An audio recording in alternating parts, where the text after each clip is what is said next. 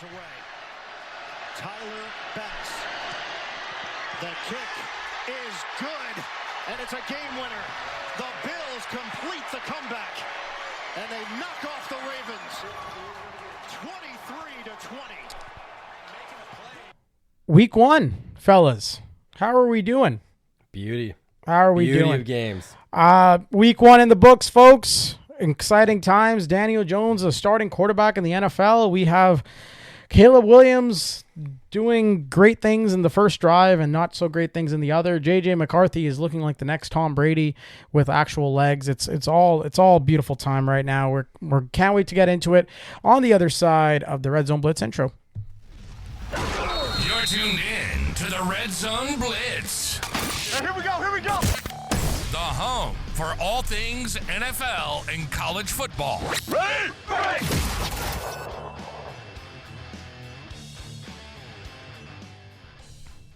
What is happening, everybody? What is going on? It's the Red Zone Blitz. Did you miss us? Because we're back. Week 1 in the books, fellas. If you are new here and you have not heard the Red Zone Blitz, I'll tell you something. You probably have not heard of our third co-host today. Matthew is out sick. We got ourselves in the building. One esteemed Detroit Lions fan, potentially sometimes a UNLV fan. He does cheer for the Raiders time to time. He is known to give out a couple whammies. We have ourselves KK. Welcome, KK, to the studios. Hello, everyone. Yeah, so Matthew's sick today. And if you don't know, I'm G, your co-host, and I'm joined with Brandon, what's up? We've got KK filling in for Matthew. How you doing, KK? I'm doing good, man. How about you? Good. How's week 1 of the NFL? Week 2 of college football? How was it? Well, what were your thoughts so far? Some surprises in the NFL this week 1. Should we get into it, fellas? Absolutely. Let's go. Should we get into the opening drive? Like every episode, we start off with the opening drive. The opening drive. All right, fellas. So I think we should probably get into what we just witnessed here first on Monday night. The Minnesota Vikings, you know what? They take down the Chicago Bears for 27-24. If you were watching the first quarter, the first half even, you did not see 27 points coming out of the Vikings today. JJ McCarthy had a turnaround of events after the half. He started to score. He had a pick after the pick 6. He really started to turn it on. He was 13 for 20 for 143 yards, 2 touchdowns, 1 interception. He also had a rushing touchdown in there. We got Jordan Mason, who saw a lot of action, got 15 carries. Aaron Jones only got 8 carries. That is something to watch if you are a fantasy football person, if you enjoy fantasy football. Justin Jefferson, 4 receptions, 44 yards, 1 touchdown. Beautiful, gritty. Iced out. Aaron Jones also got a receiving touchdown. In terms of the Bears, like Caleb Williams went 21 for 35, 211 yards, 1 touchdown, no interceptions. He was running around a lot. He ran in for a touchdown as well. DeAndre Swift got a lot of carries. I think Ben Johnson thought he had Jahmyr Gibbs back there. He did not. He had DeAndre Swift, and he got stuffed. 17 carries, 53 yards, average 3 yards of carry. DJ Moore almost died on the field today. Good to see him walking away. Zacchaeus, he got 4 receptions, and he was active. Like, he was in a lot of motions. He was all over the place. Romeo Odunze coming in with some key clutch catches. You're going to see a lot of him. You saw Luther Burden out there for one reception. He got -3 yards. It was not pretty. Loveland, yeah, he was there. He was there. Cole Kmet had 1 reception for 31 yards. It's a weird time I would not suggest keeping a Bears tight end on the block. Fellas, what are your initial thoughts from what you saw with the Caleb, with JJ McCarthy's debut? Anything you guys want to talk about Ben Johnson's debut as well as head coach of the Bears? Lay it on him. Like those first couple drives, you saw Ben Johnson. It was tactician like. Yeah. And then going back and you watched the Lions game yesterday, you can see they were missing Ben Johnson. Well, we're gonna talk about We're gonna talk about But those. then those lovely lines, it just disappeared. Like the whole game plan just went away. Like I didn't get to watch the whole game, but it was a tale of almost like once the Vikings started to throw pressure in the way of Caleb Williams, you saw Caleb Williams starting to revert to his old tactics of not tomfuckery. intentional grounding. Like First of all, you can't be falling down. He had a clear path to a first down. Justin Fields gets you a first down. Kyler Murray gets you a first down. Dare I say, Jalen Hurts gets you a first down. Like, it is like, that's what elite quarterbacks do that run the ball. They get you those first downs, and he stumbled down and decided to make it even worse by taking an intentional grounding penalty. But nonetheless, I think it is an impressive win from the Vikings, who were slow out of the gate. The Bears, I think Bears fans have every reason to be upset and angry, and Ben Johnson better get this thing figured out, because that did not look too good. That's back-to-back primetime games where the teams have blown 10-point leads in the fourth quarter. Yes, that is true. That's a good call. We're going to be talking about those Ravens and those Bills. Before we do all that, let's go back, all the way back to Thursday. Yes, I watched that game. The Philadelphia Eagles played the Dallas Cowboys. Some of you may remember that game. Some of you may still want me to react to that game. All I will say is, as a Cowboys fan, even though we lost, we shouldn't have lost. That is not a game. We were the better team. I will go out and say it. CeeDee Lamb should have had those catches. Miles Sanders should probably not have fumbled as much as he did. I was very happy with Eberflus's system of changing up the tacticians, throwing in different looks at Jalen Hurts. Listen, Jalen Hurts is going to get his. He ran for 62 yards, How do 2 you not touchdowns. fucking spy him? How do you not fucking spy him? He had a clutch 3rd and 3 scramble and nailed it. This cornerback, Philly does look beatable. Their defense does not look as imposing, especially when their best defensive player is out there spitting on people. You're an idiot, Jalen Carter. And then in our times, Dak spit first. Dak spit on the ground, but I did love how Dak smiled at him. Dak knew exactly what He was doing. baiting him for sure. So he knew Jalen's a fucking idiot. He knew he was going to get him. It was quite beautiful. You can't do that, bud. Yeah, that should be a suspension. Well, and then it happened on Saturday in Florida, in the Florida USF game. Yep. I think there was like 3 minutes left in the game or something, and the Florida guy spit out in his face again, right in front of the official. Guys, you can't be spitting on guys. Not right when the official's literally right fucking over your shoulder. Like, what is wrong? Like, where? Like, you can do a whole. There's football. You can hit the person. You hit the person, you can talk your shit. I'm pretty sure if Jalen Carter had just gone out and pushed Dak, he probably would still have been in the game. Oh, yeah. But choosing to spit on the person, the first game of the season, when all the eyes are on you, when everybody's looking at your banner night, you decide to not play a snap because you are too boneheaded. Well, especially on a quarterback. Every fucking eye is on the Dak quarterback. Prescott. Someone was going to see it. What do you... You can't do that. And you know what? Jalen Carter learned the hard way. Having said that, I'm really excited. Looking forward to that rematch. I think Dak balled out. I think Schottenheimer called a great game. I'm excited as a Cowboys fan. That fucking weather delay just destroyed the entire game for both sides. For both sides. It was going to be probably the highest scoring game of the week. Until we saw the Bills and Ravens. But it was going to be a great game, and I think the weather delay kind of hampered the things, and everyone kind of got all we got to focus on our defense and our schemes. But and maybe they're listening to you. How about that pre-snap motion? Baby, 42% of the plays that would have ranked 4th last year. Yeah, and where do we finish last year? 29th. That is what am I saying? What am I saying here? Schottenheimer, great game plan. Javonte Williams, great running the ball, buddy. I am, you know what? We may not have our Derrick Henry, but we have Javonte Williams, who is running like a beast. So good job. Keep going. Keep tracking along. We'll talk more about you guys in our week 2 preview. Moving on. On Friday, the Brazil game, we saw the Chargers versus the Chiefs, KK. What are your takeaways, KK? Were you happy with what you witnessed from Mr. Mahomes? Were you satisfied? They did come up short. The Chargers beat the Chiefs 27-21. It was a good game. My prediction is KC won't win the division to begin with. Oh, wow. Hot take here. Who do you have? You have the Chargers? I have the Chargers winning that. Probably the Broncos second. Oh, KC third. Oh, my days. Oh, my days. Well, Well, I mean, at the rate that Casey's losing receivers, it did go from bad to worse. Xavier Worthy left early with a shoulder injury and sloppy penalties. You know, they got KC behind the ball, and they had a bunch of drop balls as well. I just want to say Tyreek Hill might be available. Kansas City, you might have to go back and get your boy Tyreek Hill, because we'll talk about Miami. Trust me, we will talk about Miami. But, like, man, KC, it's an uphill battle with Mahomes and this supporting cast right now.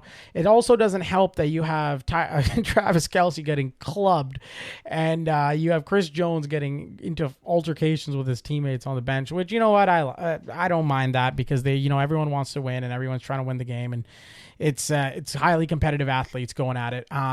Justin Herbert balled out. He had himself a game. That little man over there, Lad McConkey, that's a star. That's a star in the NFL. He is going to be a huge star. Shout out to Lad McConkey. Shout out Jim Harbaugh. Very well done. Very well done. Quentin Johnston. You want to talk about him? Your sleeper that you gave to everybody. Like I said, all he needs to do this year is not drop the ball, and you see what he did. You know, with his 2 touchdowns. It was a great effort from both sides of the ball. It's actually 3 sides. So you got special teams, defense, offense. All 3 clicked. You need all 3 to click to beat the demons like Kansas City. Hey, they look good. Chargers fans, if there are any of you left, or I don't think there's any of you in LA, all the San Diego Charger fans, you should be happy right now. Be very happy. Moving on. We had a divisional matchup, the Falcons versus the Buccaneers. Buccaneers held on to beat the Falcons 23-20. Baker Mayfield, Baker Mayfield struggled, and he was not in his usual, he wasn't in his usual self. He did hit rookie Emeka Egbuka for the game-winning touchdown with a minute left. And then, of course, Young Hoku missed a 44-yarder at the buzzer to tie the game. Not everyone can be Brandon Aubrey. But you did see that, like, Baker was not his usual self. That's another team with a lot of people that are missing. They're missing receivers. They need receiver help. He wasn't he's got a new offensive coordinator. His coordinator's coaching up in Jacksonville. So he took some time to get there, but Mayfield with a clutch moment at the end with the game-winning touchdown with Egbuka. Penix, not bad, 91-yard drive with 2 fourth-down conversions and a late go-ahead touchdown, but he came up short. Atlanta needs to figure out their red zone offense. Their red zone offense, they were in the red zone a bunch of times, and they got stuffed on short yardage plays. That's one thing to watch with them in terms of how do they get, like, Bijan's not the biggest back in the world. Algier is also not the biggest power back in the world. They're missing Cordell Patterson, looks like it, from the looks of it. But you got to see more from guys like Drake London. Like, he's got to be big in clutch time moments. He had some drops there late. Atlanta's got to clean that up. Egbuka scored twice in his debut. Like I said, Bijan Robinson did most of his damage as a receiver rather than a runner. He got 94 yards and 1 touchdown with that Atlanta run game that was stolen. So anything to add from you guys? No, but that's what Baker does, right? Like, the end of Clutch. the game.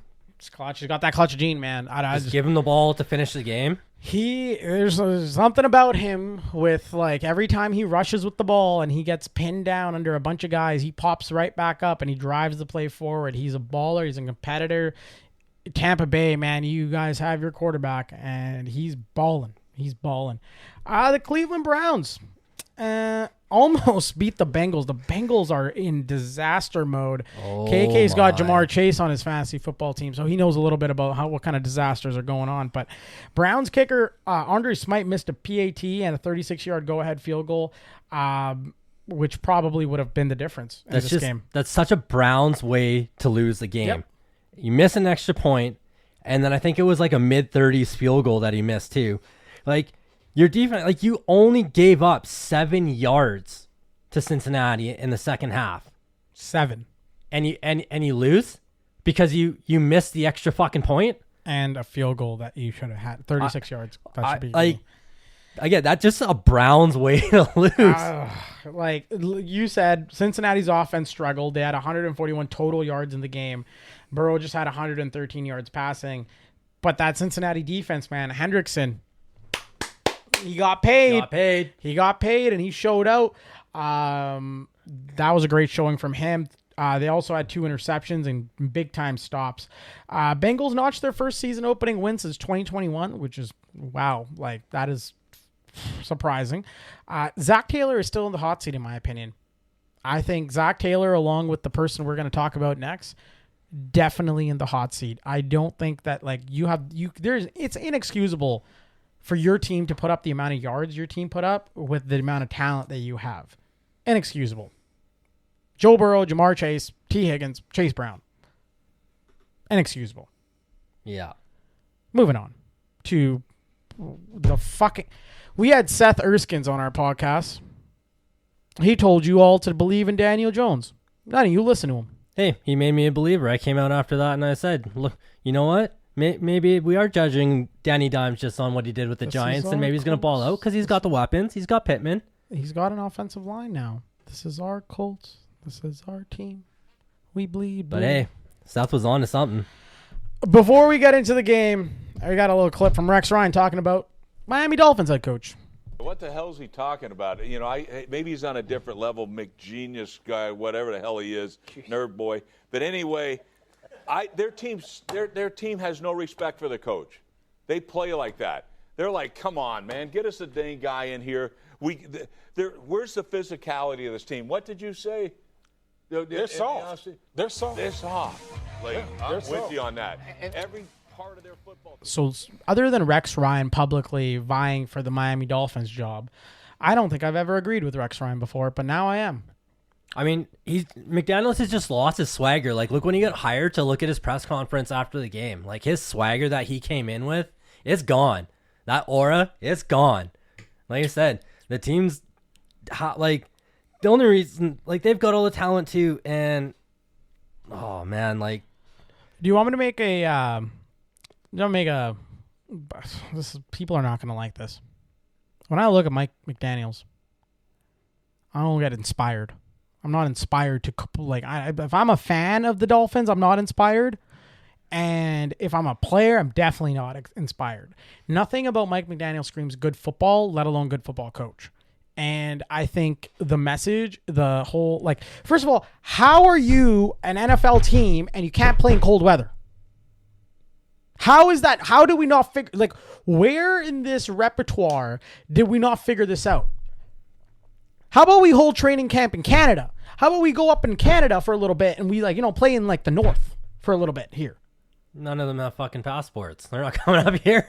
But no, okay. Let's take them up to the border. Let's bring them as close as we can. Let's go to Windsor. Not Windsor. Let's go to Michigan. Somewhere in Michigan. Let's put them out there.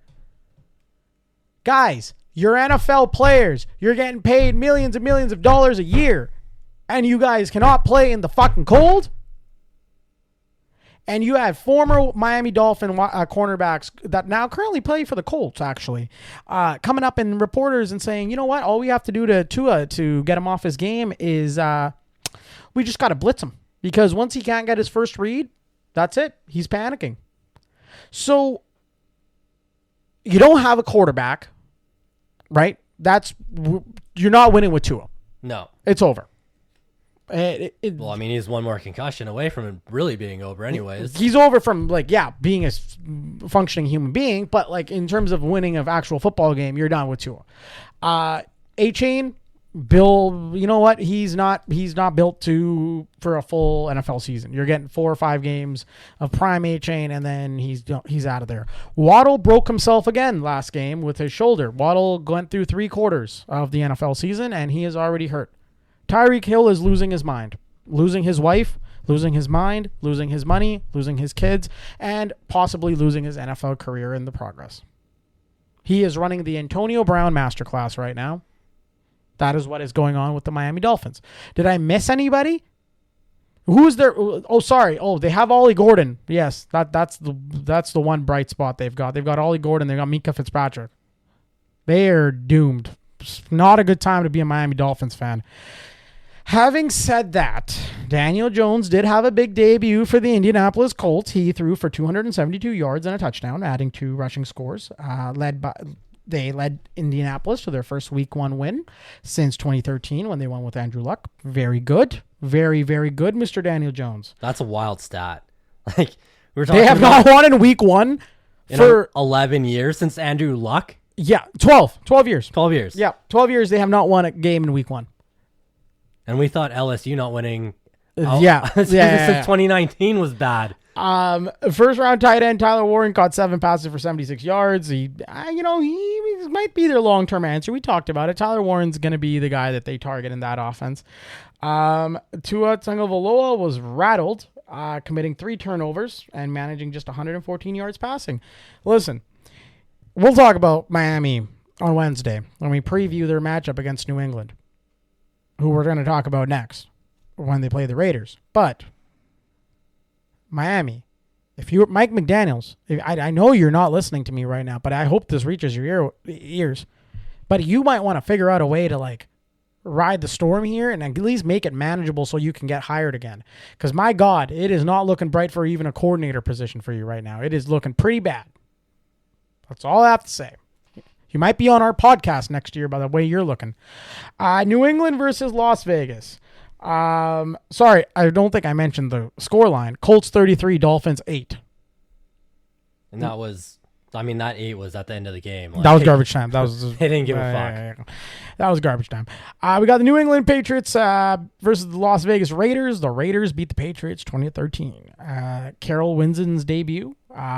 They leaned on Geno Smith, who was looking as prime as ever, 362 yards, 1 touchdown. Vegas forced turnovers.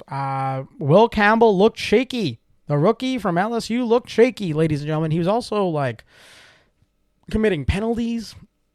They need to clean that up. And he was he agreed that he needs to do better. There is also Max Crosby on the other side of the team, and he is also coming down on you, impeding force. So I get it. Vegas forced a lot of turnovers, though. They strung together 4 straight punts allowed and held the Pats to 60 rushing yards. Ramondre Stevenson, it might be time to come to the CFL. It might be that time. Travion Henderson, owners, I believe that is... You don't have Travion Henderson, do you, KK? No, I don't. I wanted him. Well, you're probably good you didn't get him because he did not have a great game on the field. He did not put up the points that everyone thought he was going to. It was all in all a rough game for Mike Vrabel. And you know what?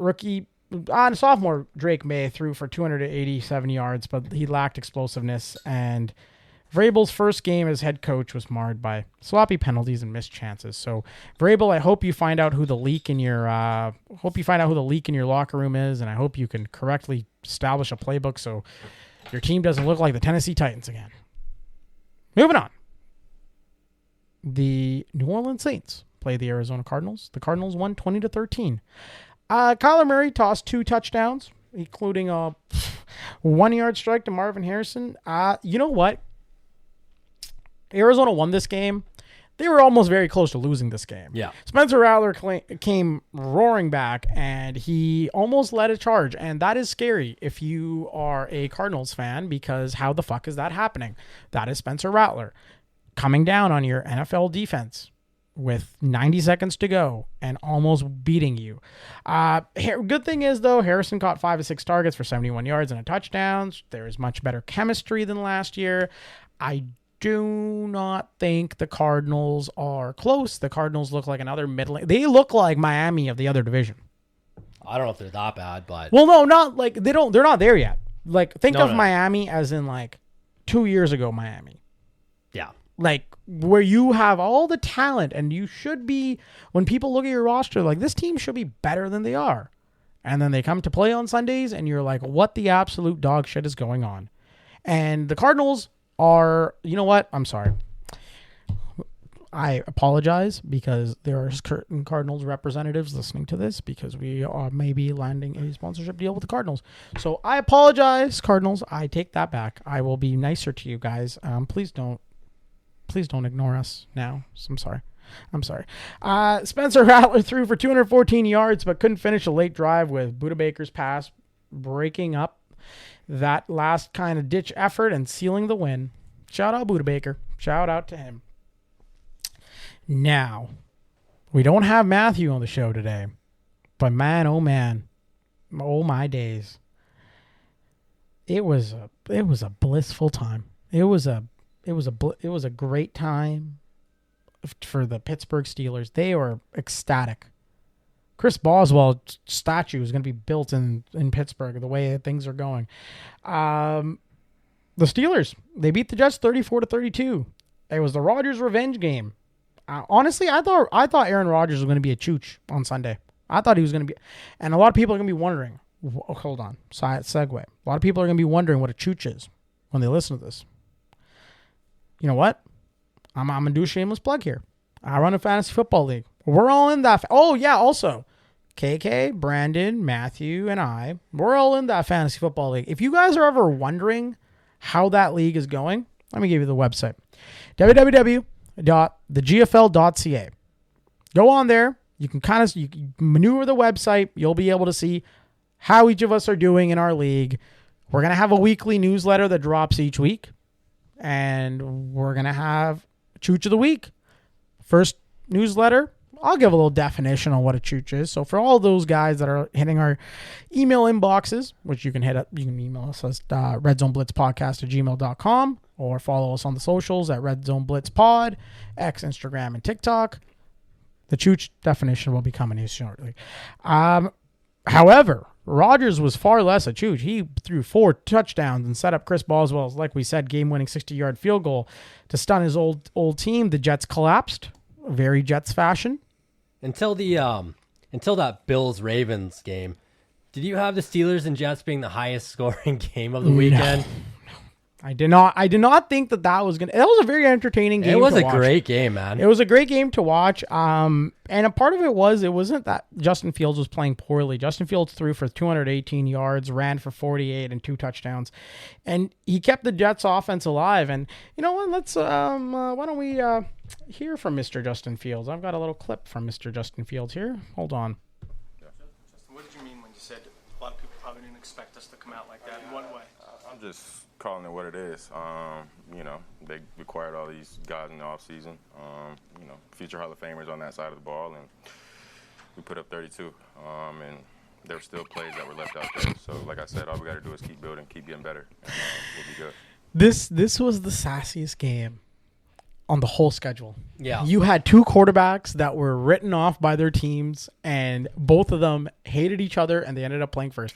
Justin Field goes, they brought a bunch of Hall of Famers out on the defensive side of the ball, and we still put up 32. So I guess that tells you what you need to know. Could he be talking about Jalen Ramsey? Potentially. Is he talking shit to Jalen Ramsey after Jalen Ramsey knocked him down?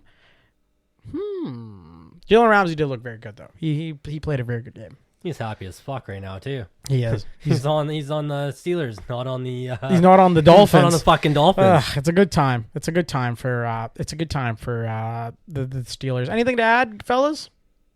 On that game, Justin Fields played really well too against his former team. Yeah. No, Justin Fields, he had himself a game. It was encouraging to see that both quarterbacks, even though they went to new places, they've had great games. I think Fields, that Jets team looks a lot better than people give them credit for. They look a lot more like an actual competent NFL team than they did last year. I think a lot of that could be Aaron Glenn. We'll talk about the Lions. For Lions fans, I'm coming for your heads. Just you wait and watch.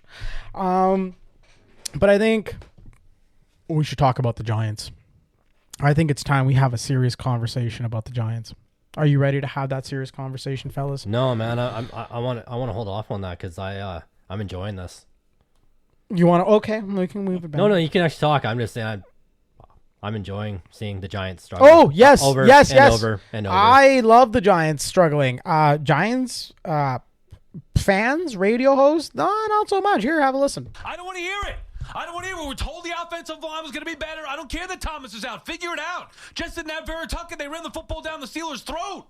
So I don't want to hear about the injuries. It's not about that. I was a believer in Brian Dable. It's the same thing year after year after year. And then he stands up there in the post-game press conference and says the same thing. Nothing No, well, this is not on Russell Wilson. Well, then who's it on?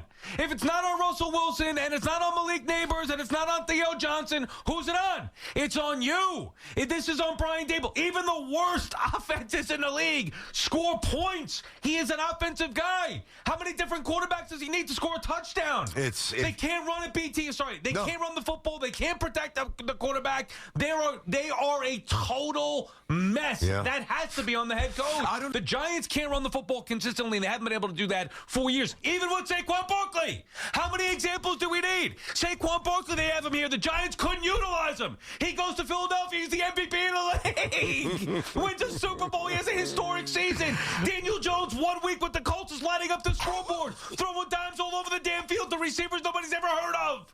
And yet you got Russell Wilson and Malik Neighbors. Neighbors yelling at Dable. Neighbors dropping balls. Theo Johnson's dropping balls. Russell Wilson scrambling for his life. The one constant is Shane and Dable. That's the constant. Music to my fucking ears. There's just Music keep to it up, the fellas. fucking ears. Keep it up, fellas. I love it. Keep it up. Dude, when they said they were bringing Dowell back, I was like, New York. like, Keep it up, New what York. the fuck? Yeah. And then they're actually bringing him back. He's like, did you expect anything to fucking change? No. What I don't understand is I don't get it is that you have opportunities to change things. You have you go out there. First of all, you signed up to fucking do Hard Knocks in the offseason. And then you fucking let Saquon walk. And then you prance around in front of the cameras like that's supposed to be some proud moment. Whatever. He goes to Philly. He lights your fucking asses up. Whatever. Cool. Okay. You guys suck dog shit. You Daniel Jones. First of all, who the fuck told you to sign Daniel Jones to that fucking contract? You idiots. Then you double down and you kept him a year longer than you probably should have. And then you drafted Abdul Carter. Cool. You drafted him. You draft Jackson Dart. Great. What do you need Russell Wilson for? What is Russell Wilson going to provide to your team other than telling you, sorry, Seahawks fans, other than telling you what not to do at the most crucial time of a Super Bowl play? Throw an interception. Sorry, HK, who's an avid listener to the podcast, who happens to be a Seahawks fan. I'm sorry, but like, what is Russell Wilson going to do for your team?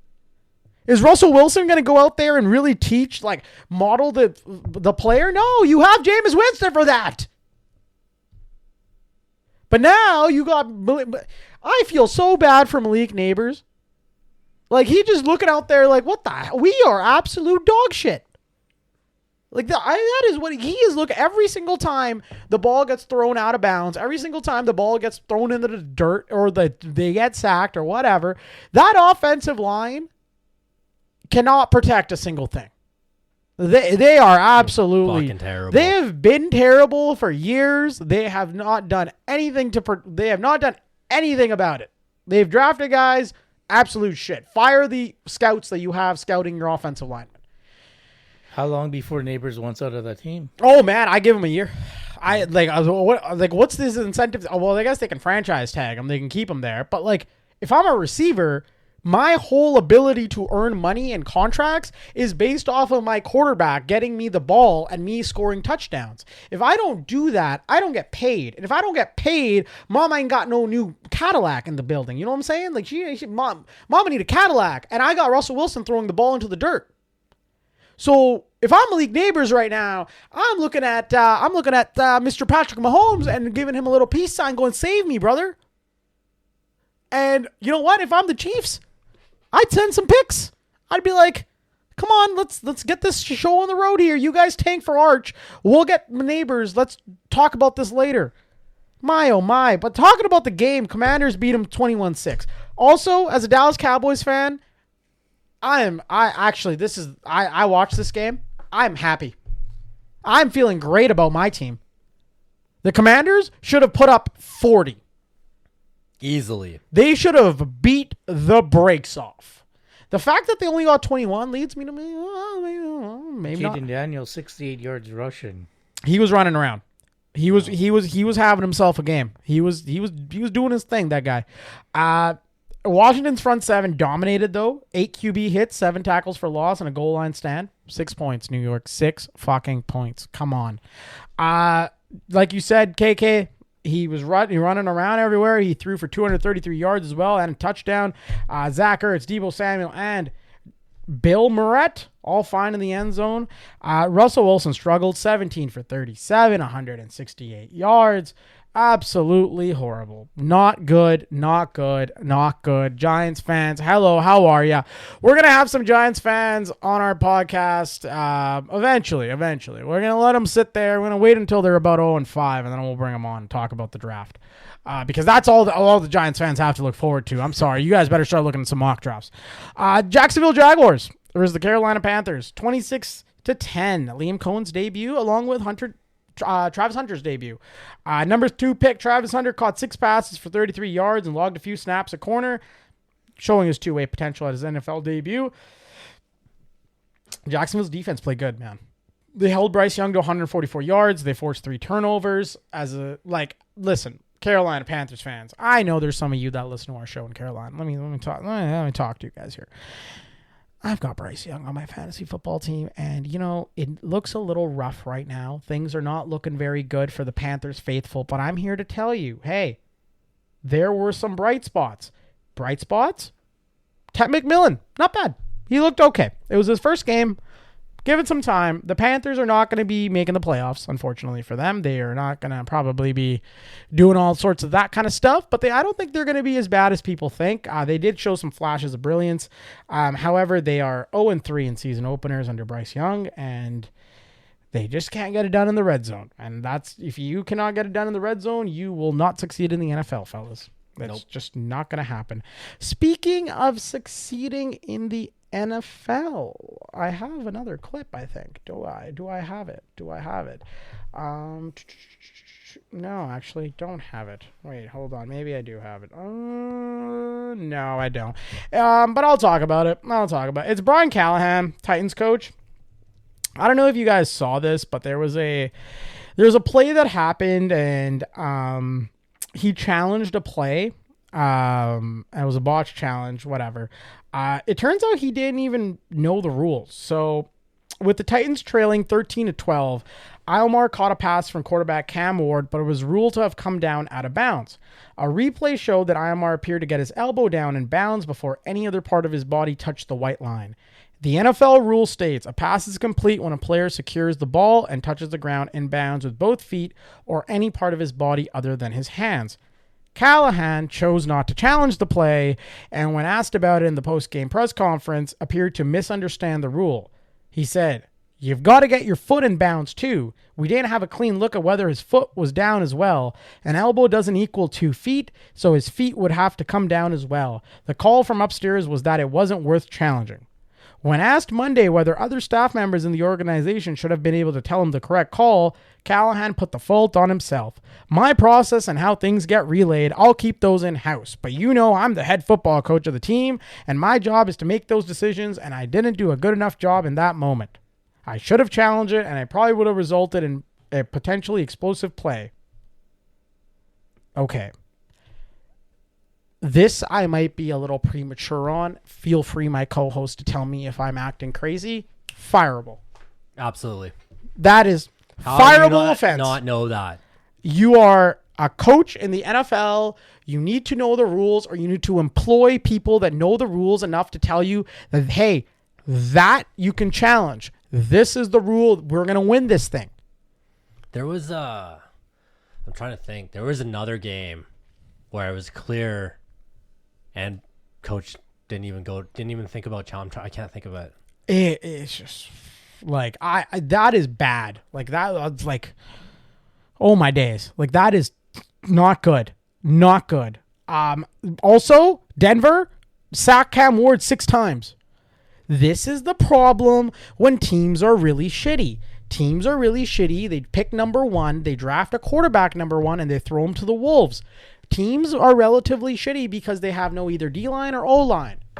We saw this with Chicago last year. Cam Ward got sacked 6 times. I thought he did well. You know what? First game, they didn't have a touchdown. It was fine. Okay. But he was getting killed. He was getting murdered, and he did well besides that. Bo Nix also struggled. He turned the ball over 3 times and looked shaky. RJ Harvey, he had a spark with a big fourth quarter run. Like I said, Cam Ward showed some poise on a few big throws. Back-to-back sacks in the red zone definitely swung the game. But it's not going to get better for the Titans. Unfortunately for their fans, I don't think it's going to get much better in the terms of you guys will suddenly turn this whole thing around and you're going to become contenders and beat out the division. But you know what? Stick with the course and maybe, something might happen for you. Anything else to add, fellas? Nothing much about the good old Tennessee Titans and Denver Broncos. San Francisco 49ers versus Seattle Seahawks. 49ers beat the Seahawks 17-13. Brock Purdy hit Jake Tongas for the go-ahead touchdown with 1 minute 34 seconds left, and Nick Bosa sealed it with a strip sack on Sam Darnold in the 17-13 win. You may not know who Jake Tongas is. A lot of people probably don't know who he is. Why was he in the game? What position does he play? He plays tight end. George Kittle. We'll talk about this in the injury report. George Kittle is hurt his hamstring. He's set to miss weeks. Not days, weeks. So Jake Tongas got in there. He showed some promise. Speaking of showing promise, McCaffrey delivered. He looked healthy, picking up 142 total yards. Did not get his touchdown, though, but he got it. He got his thing going. Christian McCaffrey was on his horse, and he was running. Seattle missed some chances, though. Seattle forced 2 interceptions and blocked a field goal, but their offense sputtered and couldn't capitalize late. They got to figure that thing out. I know Sam Darnold is going into a new system, and you know what? He's got a contract, and it's beautiful, and it's all lovely, and everybody's so happy with Sam Darnold. But the leash is not as long as everybody thinks it is. I think if Sam Darnold continues to struggle, we're going to see Jalen Milroe in there a lot faster than most people think. So, you know what? That's what I got for that. I will talk a little bit more about the 49ers. The 49ers, they won the game, but my God, their team got decimated with injuries. We'll talk a little bit more about those in the injury corner. Anything else to add, fellas? Seahawks? No, they shut the bed there, didn't they? At home. Green Bay Packers. Statement win, 27-13 against the Lions. The Lions looked shaky. Jordan Love threw two touchdowns. Josh Jacobs scored for the 9th straight game, and Green Bay's defense bullied Detroit in a 27-13 win. Jared Goff completed 31 passes, but only for 225 yards. Detroit's offense stalled until a garbage time touchdown, and its O-line got beat up and pushed around. Fellas, do you think they miss Ben Johnson and Aaron Glenn? Just a little bit. Just a tad little smidge, don't you think? You could tell they were missing, especially on offense. But the Packers looked real good. I'm gonna talk about Mr. Parsons here. I know everyone wants to hear about Mr. Parsons. I'm gonna talk about him. Hold on, we're gonna get there. My message to Detroit Lions fans: you can quote me, clip me, do whatever you want. The days of you running on every single 4th down are over.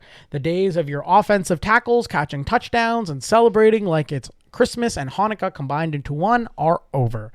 The days of you being called the NFL's darling are over. The pressure is now on. Welcome to the world of having expectations. Sincerely, a Cowboys fan. Why do we get all excited and yell about the Cowboys? Because they always have expectations on them put on by their own fans that they're going to go to the Super Bowl. The Lions have expectations across the league to go to the Super Bowl. Dan Campbell, your job on the line, starting now, sir. It is time. It is time to get this thing going. Looking ahead, we'll talk about this in the preview episode, but I don't think the road does not get easier for the Lions. The Lions play, maybe actually it does get easier. They play the Bears, but after that they play the Lions, and then they play a pretty good defense in the Browns. And then it's bang on to the Bengals, the Chiefs, the Bucks, the Vikings, the Commanders, the Eagles. Like, they don't have a freebie until November 23rd when they play the Giants. So Dan Campbell, it's time to get the troops ready. Now, Micah Parsons had a few pressures, and he had his first sack. He also had, of course, Micah likes to talk, so he also had something to say after the game. Here you fellas go. Let's listen into what Mr. Micah Parsons had to say after the game. Super relief. I'm telling you, this last 6 months was super draining, super toxic for everyone. It's something that, I don't think no player should have to go through. I think players' fate should be decided earlier. I think the fact that I was traded a week before the season, it was really outrageous and rough. It's something where I could have been with these guys getting better and better. And we could have had probably even more dominant start, if that was the decision we were going to make. So I'm just happy that's behind. These guys embrace me. They believe in my talents. They believed in me, and I'm just going to give these guys everything I have because I know what's at stake. I know what they gave up for me to be here, and I'm going to do what it takes for us. When did Micah Parsons ask for a trade? A month ago? August 1st. What the fuck is he talking about here? Shooting shit out of his ass like he always does. These last 6 months have been draining for me. It's been a very toxic environment for me, blah, blah, blah. Yeah, I can tell. It's very draining when you were eating nachos ahead of a preseason game and laying down on a table. You know what? This will probably be the last time we talk about Micah Parsons until Dallas plays Green Bay. I just want to say the whole it's so tough for me, blah, blah, blah. I want out. I don't want to be a Dallas Cowboy anymore. Then you maybe should have held out. Maybe you shouldn't have came to camp. You should have put your money where your mouth is. Because the Dallas Cowboys, you still collected checks from them every single week. You went and you stood around in practice and you dorkly probably distracted players more than anything by standing there and playing ping pong or whatever the hell you were doing. Not a leader, not somebody that can lead a football team. I'm sorry. He's good on you for the podcast. I know there's Ravens fans getting at their players for doing podcasts after blowing a lead and losing to the Bills. But good on you for the podcast. I'd be curious to know what your viewership numbers are now after you leave the Cowboys. But when it comes to toxic, when it comes to draining, when it comes to all this other stuff that, no player should be put through this. You put yourself through it. You asked for the trade August 1st. You could ask for the trade April. If you were not happy, you could have done a whole bunch of things. You didn't have to open up your mouth and go, I don't need $40 million. I'll play for 30. In my mind, there's no big difference between 30 million and 40 million. So to Micah Parsons and to all the people that are there are a lot of Cowboys fans that are still oh my God, Micah, I'll follow you forever. And wherever you go, I'll follow your career. If you're cheering, if you are a Cowboys fan, well, first of all, if you cheered for the Dallas Cowboys to win football games and you are now cheering for the Green Bay Packers to win football games, you are not a Dallas Cowboys fan. No. You might as well go and just put on a t-shirt that has all the team's logos on it because you don't pledge allegiance to nobody. And the Packers fans that embrace these fans coming into their fandom or whatever, their fan clubs or whatever you want to fucking call them. You can fucking have them. You can have them. We don't need that kind of loyalty. Absolutely not. Can you imagine that? I can't even imagine you're going up to your biggest rival and being that is a thing. I can't. I can't. This is absolutely mind-boggling to me.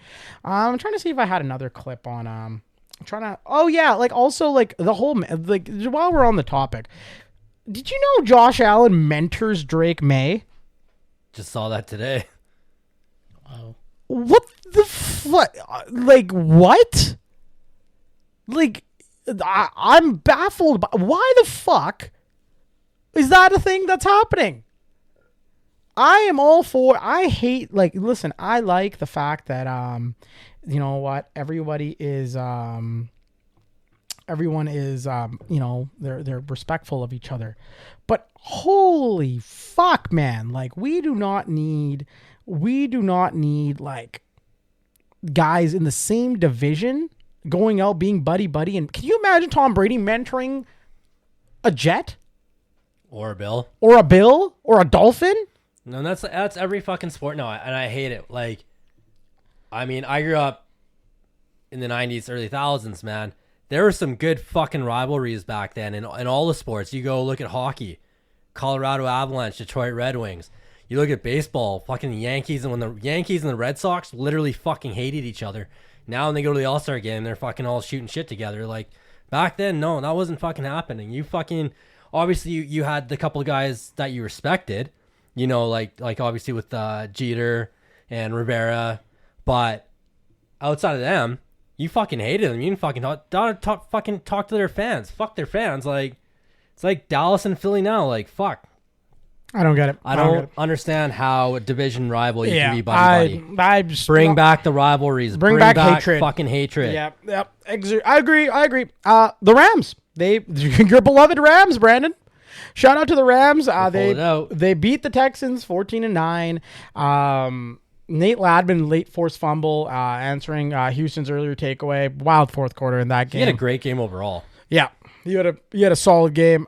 Stafford settled in, man. Stafford can still throw the ball. If there's new people that are watching football this year, we've got a few of them. Go watch Matthew Stafford throw the football. It is actually very, very nice. It's a beautiful throwing motion. It is very nice. I was watching him throw the ball, and some of these darts that he was throwing in like Puka, very nice. One of my all-time favorites, Matthew Stafford. Oh, he's got the KK blessing. Texans stalled, though. C.J. Stroud was pressured all game. Nico Collins was limited to 25 yards, and Houston never reached the end zone. Houston, another team. Coaching change. You're going to see it. Their offense is horrible. Hopefully they hire Mike McCarthy. That would be enjoyable for me. Moving on to the main event. Actually, before we go into the main event, I had the pleasure of calling into the Stephen A. Smith show today to ask his take on what happened in the Buffalo Bills game. Let's hear it, fellas. We got Stephen A. Smith on the Red Zone Blitz here. Let me stay in Canada. G in Vancouver. You're live with Stephen A. I'm getting calls from all over the country and all over the world. What's up? What's up, Stephen A? What's going on, man? Talk to me. Canada loves you. Appreciate it, man. So I cheer for the Cowboys, unfortunately. And the way the Ravens ended up, I'll call it what it is. It was a collapse yesterday. Do you think that's more of a personnel issue or a coaching issue? What do you think the Ravens? Well, what I would tell you is this: too many blown leads, taking your foot off the gas. They clearly have the talent. When you have this much talent and you've got 17 blown double-digit leads in your career, it's definitely the coaching. And that's not to say that John Harbaugh is not a damn good coach, because he is. He's a champion. But you can't blow that many double-digit leads. You just can't do it. Yeah. And he has done that. And when you consider the talent that he has at his disposal, what the hell is going on? That's a legitimate damn question. And to me, it's no excuse for it. It just isn't. Yep. You can't have that happening. All right? 100%. Thank you, sir. I appreciate the call. Thank you so much. Thank you to Mr. Stephen A. Smith joining on the Red Zone Blitz, hopping on the pod. He knows. Fellas, game of the week, game of the year, game of the last 5 years, decade, whatever you want to call it. Josh Allen erased a 51-point fourth quarter deficit with nearly 400 passing yards and 4 total touchdowns, leading Buffalo to a last-minute win capped by Matt Prater's game-winning field goal. Just fucking wild. And it's funny, too, because, like, buzzing. All the Buffalo, well, not all of them, but there's a ton of fans that left. Just even Josh Allen was calling them out, like, hey, I think a lot of people left, and we'll be okay, but have some faith next time. Because they've done this before. This, like Stephen A. Smith just said, 17 games when having a double-digit lead in the fourth quarter under Harbaugh. 8 since 2022. They had 4 there, including a 17-point lead again against Buffalo. This is a recurring fucking issue. And for once, usually it's Lamar Jackson fucking it up. And that was my thing in when we were doing the preview is Jackson's got to be smarter with the ball. It wasn't Jackson this time. It was Derrick fucking Henry. Yep. And he fumbled in the playoffs. Yep. Like, my God, man. But that game was just fucking wild. Like, that game is what you expect out of the Bills-Ravens, though. It was, for a first, like, there was, like, if you're watching football for the first time and that's your game you watch, can you imagine the thrill of that? Like, you turn on the television, you're like, I'm going to watch football today. I don't know what's going on. Oh, my God, what is happening? Listen, Allen, incredible comeback. Josh Allen, I've been a Josh Allen, bit of a hater. I'm not going to lie, bit of a hater. However, that was beautiful. Great work. You know what? Derrick Henry, 167 rushing yards. Lamar Jackson, fucking fabulous. Lamar Jackson, all over the place. There was plays where it should have been a loss of 10 yards, and this guy was gaining 20 yards. It was an absolute craziness. However, the fumble, the play calling after the fumble.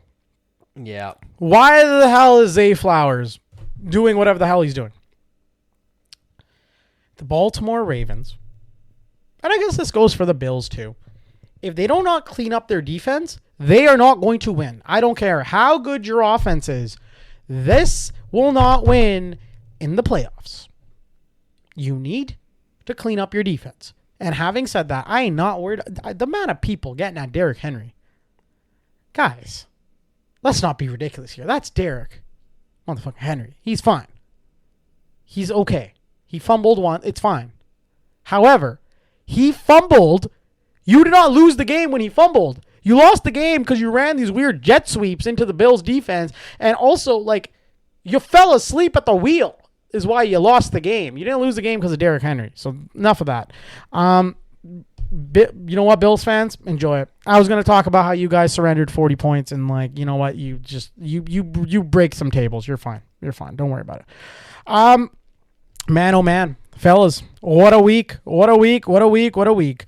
Let's go. Let's talk about some injuries. How about before we get into the injuries, why don't we do a little bit of why don't we do a little intro for the injury segment?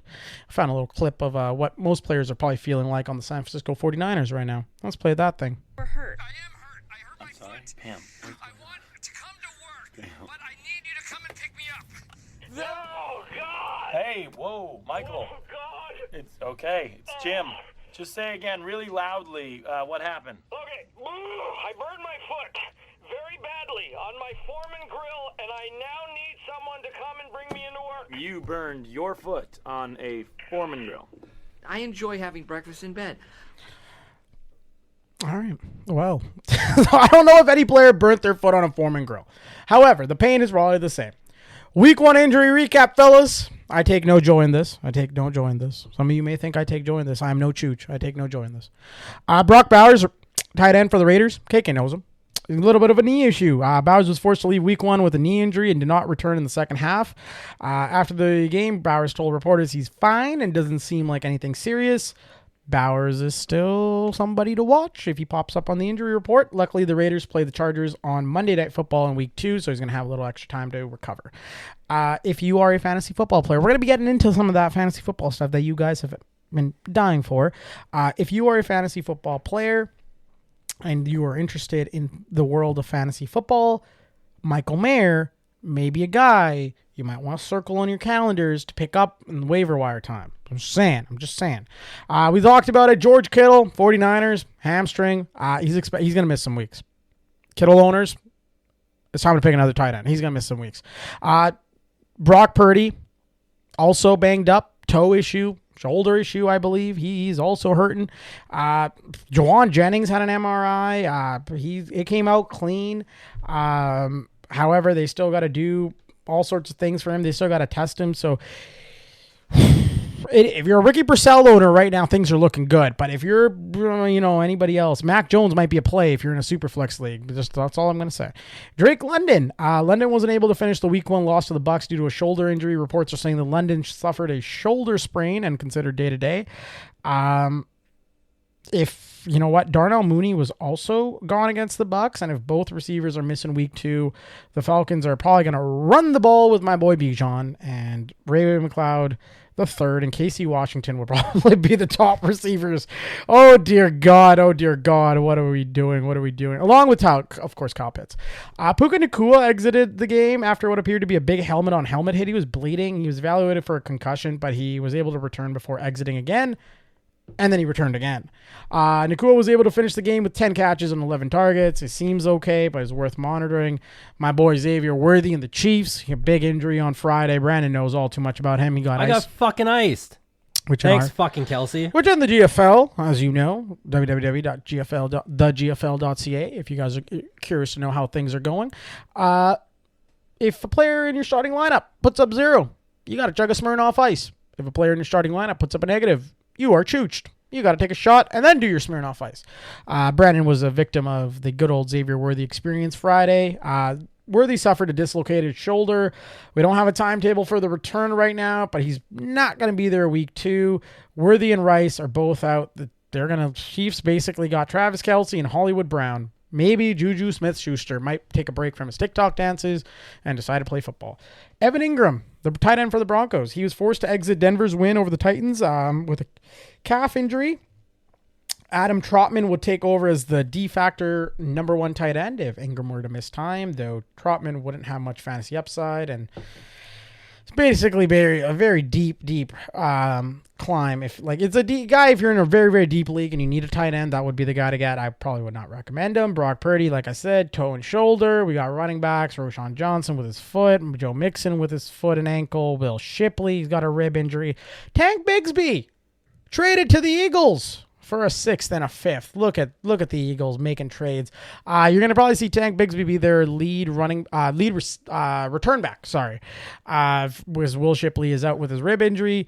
Tyjae Spears is out indefinitely with his ankle. Wide receivers, like we said, Worthy, London, Nukua, Mooney, Christian Kirk battling a hamstring injury. Chris Godwin also still out. Brandon Ayuk also still out. Tight ends, Brock Bowers, George Kittle, Evan Ingram, Isaiah Likely. That is your injury report, ladies and gentlemen. Make sure you keep an eye on those things. Now, you think we forgot about good old college football? No, we didn't. It's time for the Saturday Showdown, fellas.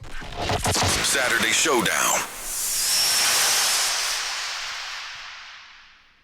Much to my displeasure, Oklahoma beat Michigan 24-13. Michigan drops to 23. Oklahoma jumps to 13. Brandon, you got anything for us? Look, man, Oklahoma looks fucking good. We knew their defense was going to be good.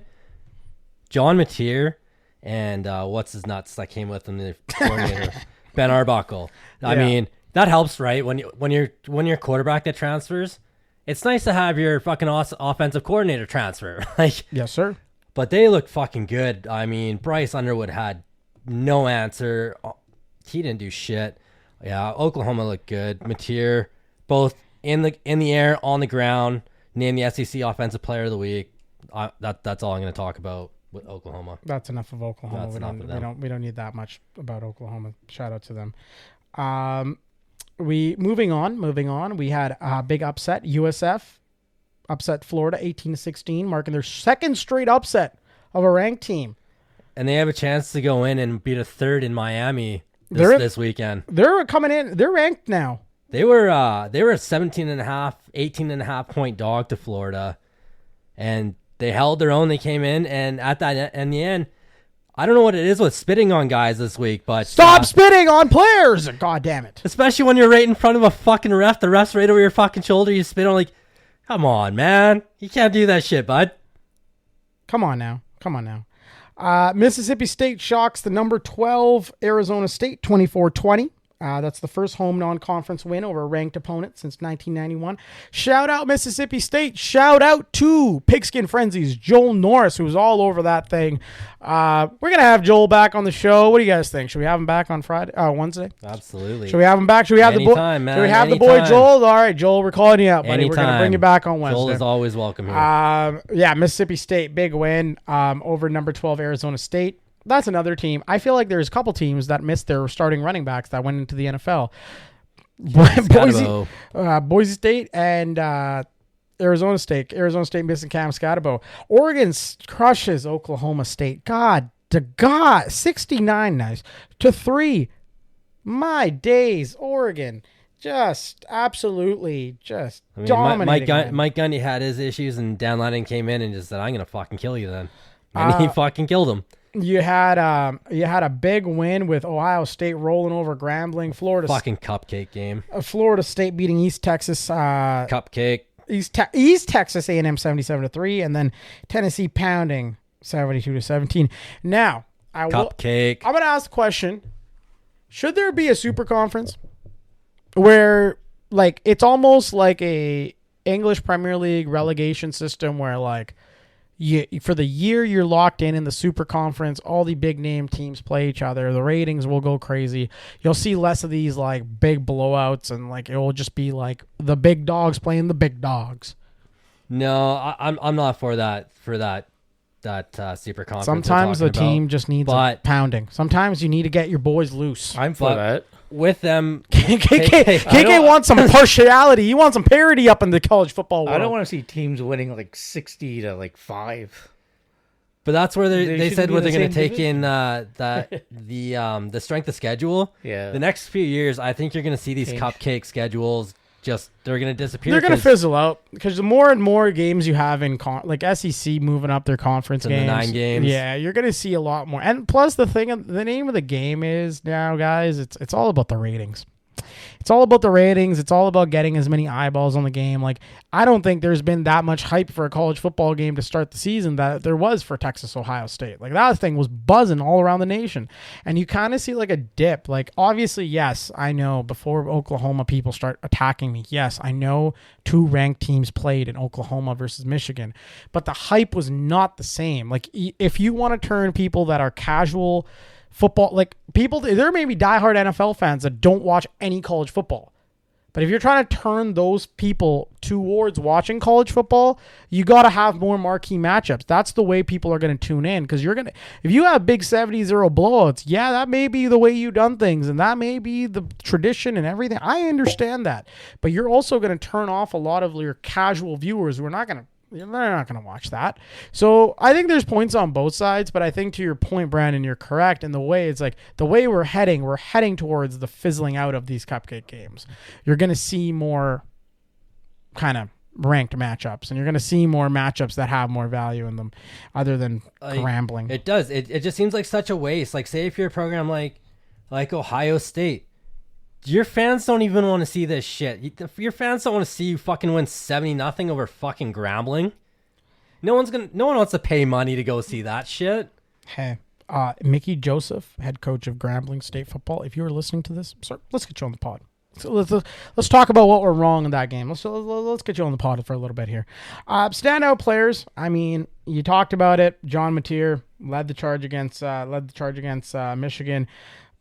The USF team is rising. I do want to give a shout out. I do want to give a shout out to Sawyer Robertson from Baylor, who beat in a blow. It was a close game. They beat SMU. Sawyer Robertson, ladies and gentlemen, look at I think he's thrown for 800 yards in 2 games. Something like that, yeah, something wild. He is a dog. He has 859 yards, 7 touchdowns, and 0 interceptions in 2 games. Keep an eye on Sawyer Robertson. This name you might not want to forget. This was a guy I had circled in going into college football's week 0, week 1 games. But this guy is balling out. And if you want easy money, betting folks, it's time to go whatever the line is for this guy. Whatever they say he's going to throw passing yards wise, go higher than it. Just go higher. Just go higher. That's my advice to you folks.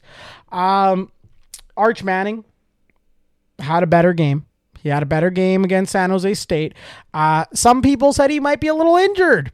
And Steve Sarkisian had a little something to say about that. Let's listen in on Steve Sark on what he really thinks about that question. Arch Manning seemed to be having some throwing pains by the According to quarter. who? Arch said that to you? No. Oh, according to who? It just looked like he was. He doesn't have any. Is there an explanation to why it looked like that? I don't know. I've never filmed any of you guys when you're using the bathroom, so I don't know what faces you make when you're doing that. What the fuck does that mean? Sark, you talk. What the fuck? hell does that mean? Besides Arch Manning taking what I think he's saying, is he shitting his pants while he's playing? I don't know what's going on. But he looked good. He looked good. He looked a little bit composed. I don't think they should have beat the brakes off San Jose State way more than they did. There was still issues there. There was literally, it was 5 minutes. 5 minutes where the defense got their takeaways. They went down and scored. Parker's a fucking dog, man. Yep. That guy. Yep. But I get where people, because they keep panning it over to Arch, and he's got the shoulder motion, and it looks like he's wincing. But he's also getting hit. And, like, people got to understand in football, you're going to have to play through pain. Caleb Williams today got his absolute head knocked off, and he had to go up and stand up and deliver the play. It's a contact sport. Obviously, you're going to be in some pain, but I think the microanalyzation of Arch Manning is a little too much. Like, we need to let the kid play football. Well, it's hard, too, because, like, okay, so he had that one run rushing touchdown, but even watching that, okay, so you give him the break. You're playing Ohio State in Ohio State as your first true start as a starter. Okay, now you go back and you play San Jose State. Now, last year he got experience with playing in a couple games, and he looked fucking good when he came in and he played those games. He looked fucking good. Yeah, he came out this game, like, you take away that 5 minutes and he just looked average. Like, he did not look that good. There's like something of the issue. I don't think the run game is where they want the run game. Oh, the run to game's be. nowhere near. And I think they've had luck in the past because they've got great runners, and now they don't have the running backs anymore. And I think there's a little bit of gap there, and there's a little bit of issue with the O-line. Having said that, you are Texas. You are ranked number 1 going into the season. You figure your shit out. I mean, the defense still looks good, but they've got they got I don't know. They still got to work on it. Arch has got to get better. They got to really win a game. Like, and I'm not talking like their defense is playing lights out. I'm talking like their offense has got to go down there, storm the field, and like win. That Oklahoma game is going to be huge. They have to win that game. If they're trying to make their aspirations our national championship, you got to win those games. The hard part with that, though, is, okay, you've got UTEP and then Sam Houston, but then you go to Florida, and I know they just lost, but it's still Florida. They're going to be a tough game. They're going to be a lot tougher than San Jose State. And you get trapped in that because you get caught looking ahead to the Oklahoma game. So, I mean, you got to go into Florida and take care of business. Yes, sir. And then worry about Oklahoma after. But, yes, sir. I mean, with the way Oklahoma is playing right now, I mean... listen, the panic meter's not on for Texas just yet. I think they're still in the driver's seat. They still control their own fate. But we got to see some creativity from Sark. Sark, you got to coach, buddy. Yeah, you're a great recruiter, but you got to put some X's and O's on the board here, and you got to make sure some game plans are out there for these teams. Wrap it up here. Mississippi State's Blake Shapen deliver that game-winning 58-yarder to seal the ASU upset. My God, what a stud move. Great work, Mississippi State. Hope y'all are celebrating. They were celebrating. Oh, yeah. What does this mean for playoff implications? Ohio State, LSU, Penn State, Oregon still remain at the top. Oklahoma's jumping into that strong position, and USF emerging as a group of 5 dark horse with their wins, with their upsets. AP poll week 3 shows OSU number 1, Penn State number 2, LSU number 3, Oregon number 4, Miami number 5, FSU climbing and USF 18. So, having said that, college football, we're going to be previewing. There's some matchups this week you're going to like. Notre Dame and Texas A&M is going to be a good one. There's some good matchups. We're going to be previewing that. Maybe we're going to get Joel Norris. Who knows? Joel Norris. We might have him on Wednesday's show. That's it for the Saturday Showdown. I know you folks are waiting. It's, you know what? What is going on in fantasy football? Let's get into the fantasy football 2-minute drill. The fantasy football 2-minute drill. All right, fellas. Let's talk about it. Lions and Bucks lost their offensive coordinators.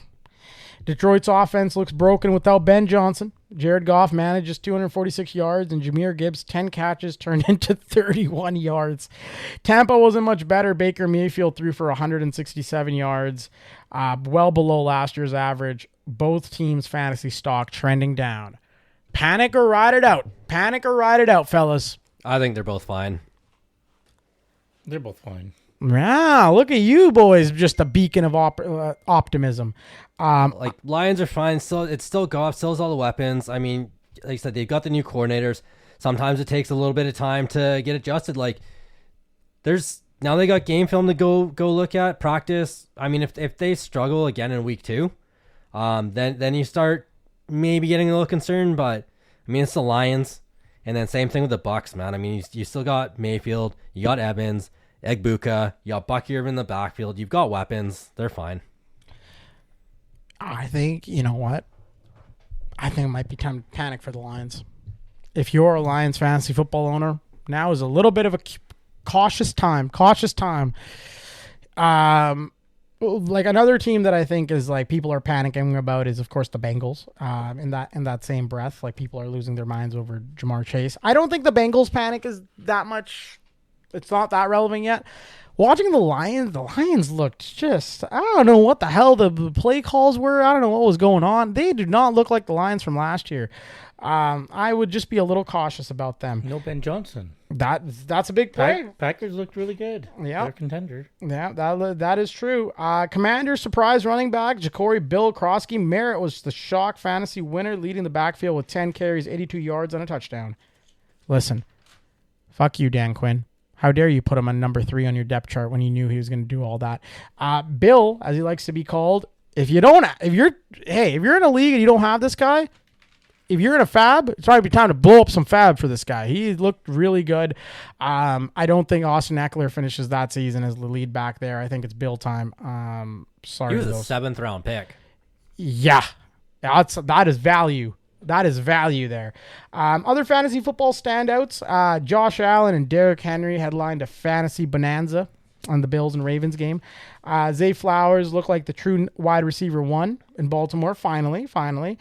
Justin Steelers were also loaded. We talked about it. Justin Fields looked like legit QB1. Breece Hall ran wild. A lot of people thought that because Justin Fields was running, Breece Hall wouldn't be able to get his impact. He was doing his thing.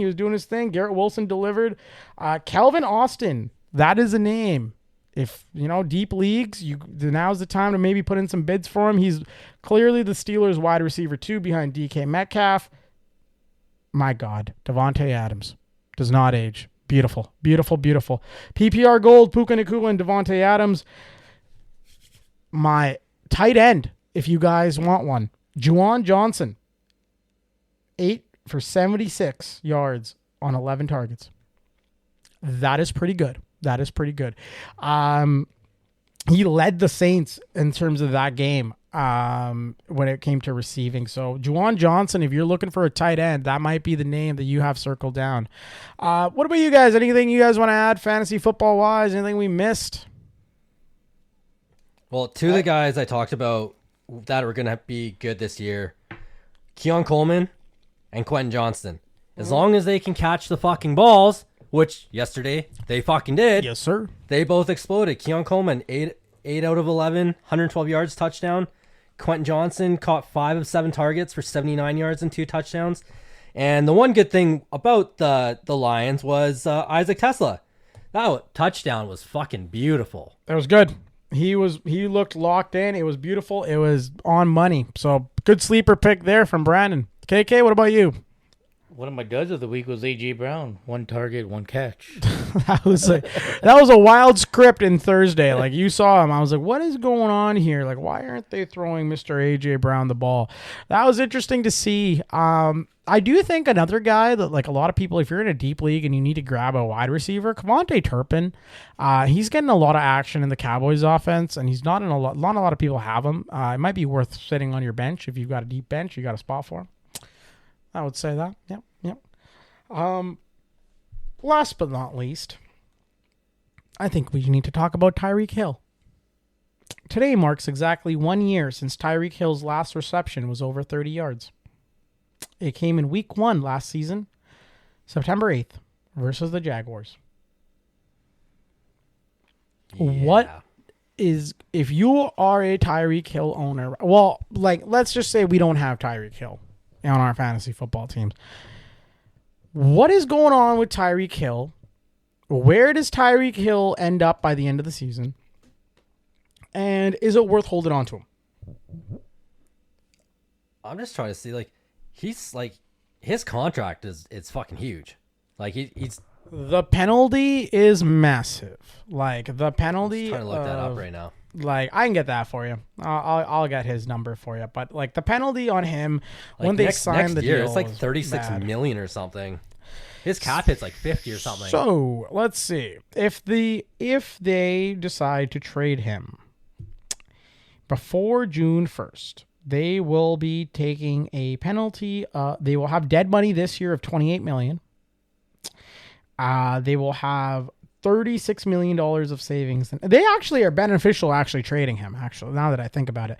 Their dead money falls to $15 million, and then it goes to $2 million. The next year, they'll actually save money on him because he makes $29 million next year, 2026.